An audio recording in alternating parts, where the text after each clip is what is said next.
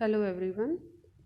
Today we are going to do the question answers of This is Jodie's Farm. Okay.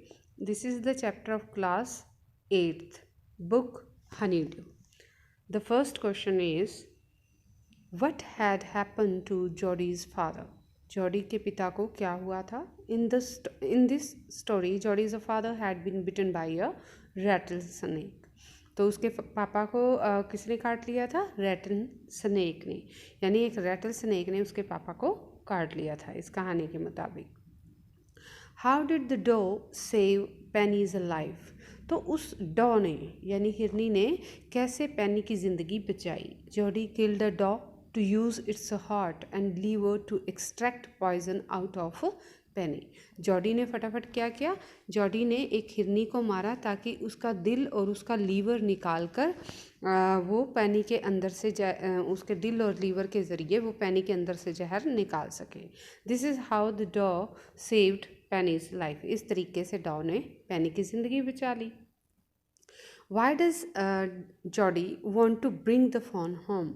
जो Jody था वो फ़ॉन को घर क्यों लाना चाहता था? The doe Jody had killed to extract poison out of Penny and save his father's life had a fawn. वो हिरनी जिसको जॉडी ने मारा था अपने पिता पेनी का जहर निकालने के लिए और अपने पिता की जान बचाई थी, उसका एक फॉन था, यानी उसका एक बच्चा था. Jody wondered that the fawn must be lost. अब जॉडी जो था वो यही सोच रहा था कि शायद वो जो हिरनी का बच्चा है वो खो गया होगा एंड हंग्री और भूखा होगा विदाउट हिज मदर, अपनी माँ के बगैर. Thus Jody wanted to bring the fawn home to raise him. इस प्रकार जॉडी जो था वो फ़ोन को अपने घर लाना चाहता था, उसको पालना चाहता था, as he felt responsible to take care of him, क्योंकि उसको महसूस हो रहा था कि वो उसकी जिम्मेवारी ले, उसकी टेक केयर करने की, उसकी देखभाल करने की. ओके. नेक्स्ट क्वेश्चन है how does Jody know that the fawn is a male? Jody को ये बात कैसे पता चली कि जो फ़ोन है वो एक मेल है ना कि female? Jody was sure that the fawn was a male. Jody को पक्का विश्वास था या पक्का यकीन था कि क्या जो वो हिरन का बच्चा है वो एक मेल है, because the spots on the phone were all in a line and his father had told him that a female deer or doe fawn has spots going in different directions. तो उसने ये बात, क्योंकि जो Jody था उसको अच्छे से पता था कि जो फ़ोन के ऊपर स्पॉट्स थे यानी निशान धब्बे से बने हुए थे वो एक लाइन में थे, और उसके पापा ने यानी जॉडी के पापा ने जॉडी को ये बात बताई हुई थी कि जो फीमेल डो होती है या हिरनियाँ होती हैं उनके ऊपर जो स्पॉट्स या धब्बे बने होते हैं वो बिखरे हुए होते हैं, ना कि किसी लाइन में होते हैं. तो इसलिए उसे पक्का यकीन था कि वो क्या है, हिरन का बच्चा क्या है, एक मेल है. Jody did not want Millwheel with him for 2 reasons. Jody जो था वो मिलविल को अपने साथ 2 कारणों से नहीं लेकर जाना चाहता था. वट वर दे?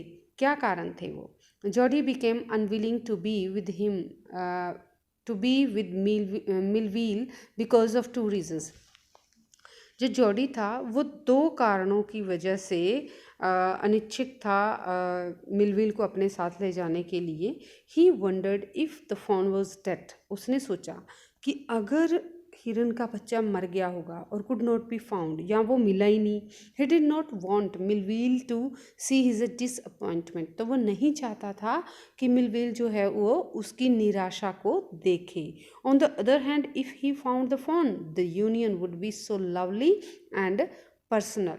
तो दूसरी तरफ अगर वो हिरन का बच्चा मिल जाता है तो उसको लगा कि ये जो मिलन होगा, ये यूनियन यानी मिलन जो होगा वो इतना प्यारा और व्यक्तिगत होगा that he could not bring himself to share it, कि वो इसको किसी के साथ शेयर नहीं करना चाहता या नहीं कर सकता. ओके. नेक्स्ट क्वेश्चन है why was Millwheel afraid to leave Jody alone? जो मिलविल था वो क्यों डर रहा था जॉडी को वहाँ अकेला छोड़कर जाने से? Millwheel was afraid to leave Jody alone as he was worried about what would happen if he got lost और bitten by a snake too. तो जो मिलविल था वो इसलिए डर रहा था जॉडी को वहाँ छोड़कर जाने से क्योंकि उसको चिंता हो रही थी कि क्या अगर जोडी वहाँ कहीं गुम हो गया, क्या होगा अगर वो वहाँ गुम हो गया या किसी रैटल स्नेक के द्वारा या सांप द्वारा उसको भी काट दिया गया तो? ओके, नेक्स्ट है, सॉरी ये हिल गया। नेक्स्ट है, हाउ डिड जोडी bring the phone back home? Okay, तो जो जॉडी था वो फ़ोन को वापस घर कैसे लेकर आया? Jody carried the fawn for a while and then stood for a while to take rest. Jody जो था वो कुछ देर लेकर फ़ोन को चला, फिर थोड़ी देर उसने रेस्ट किया, खड़ा रहा, उसको मतलब रेस्ट किया, आराम किया। As he kept the fawn on the ground, जब उसने फ़ोन को ज़मीन पे रखा और ख़ुद वहाँ खड़ा रहा रेस्ट करने के लिए। ही remembered that his father had told him a phone would follow you if you had carried him first for a while. He remembered, उसको अच्छे से याद है, that his father had told him a phone, कि उसके पापा ने उसको बताया था कि जो हिरन का बच्चा होता है would follow you, वो आपके पीछे पीछे चलेगा, if you had carried him first for a while, अगर आप उसे थोड़ी देर के लिए उठा लेते हो तो। So for some distance Jody let it follow him, तो इसलिए जॉडी ने पहले थोड़ी देर के लिए उसको अपने पीछे आने दिया। But as he wobbled Jody kept picking him up, लेकिन जैसे ही वो थोड़ा लड़खड़ाने लगा जॉडी ने उसको उठा लिया एंड कैरिंग इट टू, और वो उसको उठा लिया उसने और फिर लेकर आगे चला गया। This is how they reached home, इस तरह से वो घर पहुँचे। यानी वो कभी रुकता सांस लेने के लिए, कभी उसको चलाता, इस तरह से वो उसे घर ले आया। नेक्स्ट क्वेश्चन है, how did the deer drink milk from the gourd? तो कटोरी में से उस हिरन के बच्चे ने दूध कैसे पिया? The deer was unwilling to drink the milk directly from the gourd. अब जो हिरन का बच्चा था वो डायरेक्टली कटोरी में से दूध पीने से मना किया उसने एक तरह से, यानी इच्छा नहीं थी उसकी। So Jody dipped his fingers in the milk, इसलिए जॉडी ने क्या किया, अपनी उंगलियां पानी दूध के अंदर डुबोई and put them in its soft wet mouth instantly, और तुरंत उस हिरन के बच्चे में वो दूध वाली उंगलियां गिले गिले उसके मुंह में डाल दी। Which the fawn sucked greedily, और उन उंगलियों को जो हिरन का बच्चा था वो ऐसे ललचाए तरीके से चूसने लगा। ही वॉज हंग्री, वो भूखा था। Which is why when Jordi took his fingers out of its mouth, क्योंकि ऐसा इसलिए था, विच इज़ वाई व्हेन, क्योंकि जब जॉडी ने उसके मुंह से उंगलियां बाहर निकाली, इट क्राइड, ये चिल्लाने लगा, and hit him with his head, और अपने सिर से उसको मारने लगा। The next time Jordi put his fingers in the fawns mouth, जब अगली बार जॉडी ने हिरन के बच्चे के मुंह में अपनी उंगलियां डाली, ही जेंटली लोवर्ड इट, वो धीरे धीरे उंगलियों को नीचे ले आया कटोरी के पास, so as to bring it near the utensil, ताकि वो बर्तन के पास, यानी वो धीरे धीरे दोनों अपनी उंगलियों को नीचे लाता गया उस बर्तन तक पहुंच सके ताकि। द फॉन बिकेम इम्पेशेंट, और जो हिरन का बच्चा था वो थोड़ा अधीर हो गया, यानी बेचैन हो गया। Blew the milk as he sucked it, उसने जैसे ही दूध को चूसा तो दूध उसके अंदर जाने लगा, एंड मेड साउंड्स, और उससे उसकी आवाज़ भी, यानी दूध की आवाज़ पैदा होने लगी। द फॉन वॉज काम till Jordi kept his fingers inside the milk, अब जब तक जॉडी ने दूध के अंदर उंगलियां डाले रखी तब तक वो हिरन का बच्चा शांत रहा। And he drank with eyes closed in satisfaction, और वो आंखें बंद करके संतुष्ट होकर दूध पीता रहा। The milk disappeared quickly forming form, और जो दूध था वो धीरे धीरे द मिल्क डिसअपियर्ड क्विकली, जो दूध था वो जल्दी से झाग के साथ ख़त्म हो गया, यानी वो हिरन का बच्चा दूध को पी गया। Which was marked by A bubbling sound, और जिसके बीच में बबल्स यानी बुलबुलों वाली जो आवाज़ थी वो पैदा हो रही थी, और उसके साथ साथ वो दूध ख़त्म हो गया। ओके, नेक्स्ट है, why did Penny Baxter allow Jody to go find the fawn and raise it?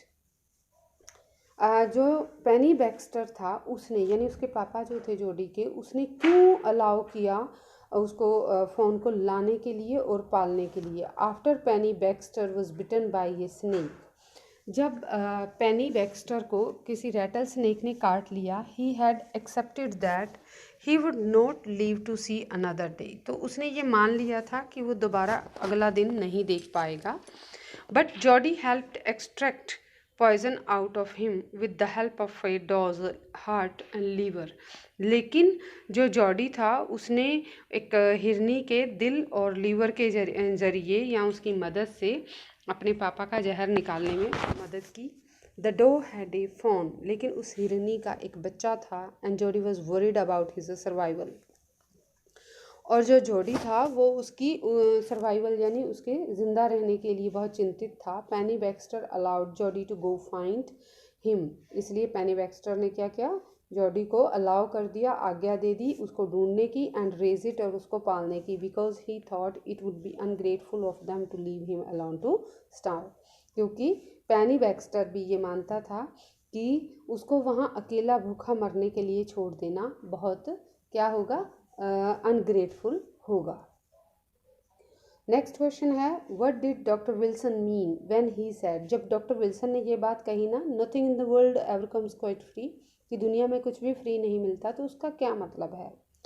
When Jody was convincing Ma Baxter to allow him to raise the fawn, जब जॉडी अपनी माँ बैक्स्टर से को मना रहा था कि वो उसको अलाउ कर दे, परमिशन दे दे फॉन को पालने की, whose mother was sacrificed to help save Penny Baxter, क्योंकि उस हिरन की माँ ने अपना बलिदान दिया था पेनी बैक्स्टर को बचाने के लिए।